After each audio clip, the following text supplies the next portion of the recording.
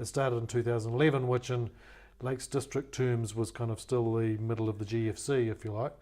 And really it began because people were saying they didn't feel like they had a say anymore in governance, or they didn't feel like that their opinion actually counted anywhere except maybe every 3 years at the ballot box. So there was a bit of that going on. There was also coming out of the past was there'd been a whole lot of money spent on consultants, and a lot of locals are going, actually we have a lot of knowledge ourselves, and actually not just our knowledge, but there are a lot of people in this district that who care about the district that might even do some of that work for free. So it was about engaging them as well.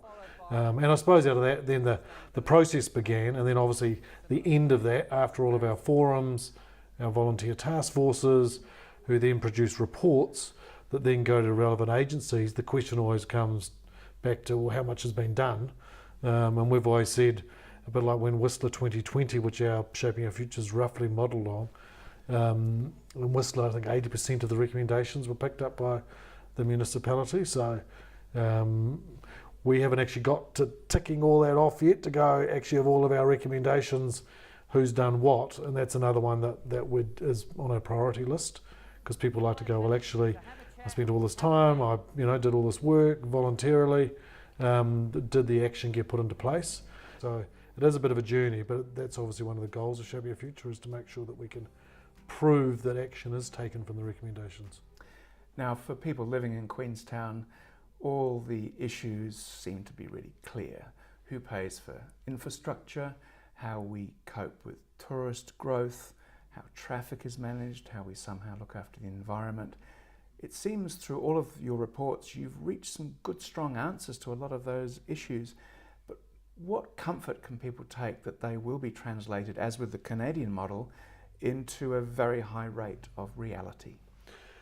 It's a good question, because it's one, as I said, it's a bit of a long journey. So it's not a project that can be just ticked off in 2 years to go, right, we've done that, we've got all the information, and we've done all the work, and the project's over.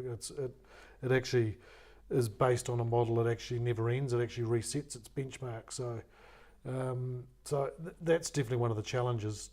But I think the main challenge is to try and get the Lakes District community all pointing in the same direction, and that takes a long time to align people. But interesting that you've mentioned infrastructure and tourism and the environment. And when we went around the entire district, we went to all the little communities like Makarora and Kingston and Glenorchy, as well as the biggest centres of Wanaka and Queenstown, and said, well, what are your priorities for the future? What do you think are the most important things, in 50 or 100 years' time, if you were to come back? What are the priorities? And all of those things were there then. So even though for a lot of us, they've just become issues in the last 2 years, actually way back 5 years ago, people were saying the environment's the most important thing. Self-sufficiency is the most important thing. The people, the connectivity of our communities is important.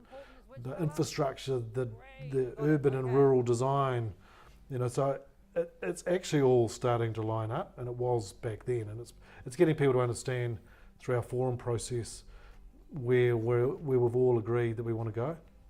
In any project, there are obstacles, and I guess if we accept that your mission as Shaping Our Future is to translate your work into action, what are the things that are blocking you? What are the obstacles that you have to overcome? The simplest one is probably resource and funding, I suppose, capability. We've been well supported in the early years of Shaping Our Future by the council, and which essentially helps us fund forums. It funds part-time administrator, executive. The reality is that we need more funding for the future, because all of the things you need to do, you need more people. You can't do it all with volunteers.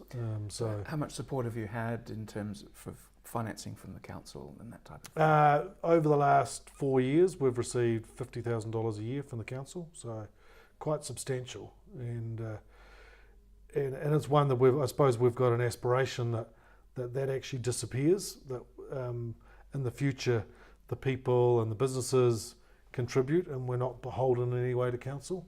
And I suppose it's important for us to be apolitical as well, and you could say in some way having some funding from council doesn't really achieve that. So, but as a startup, we kind of need that because we need the administrative ability to start getting some things done. And getting things done is actually first and foremost having forums.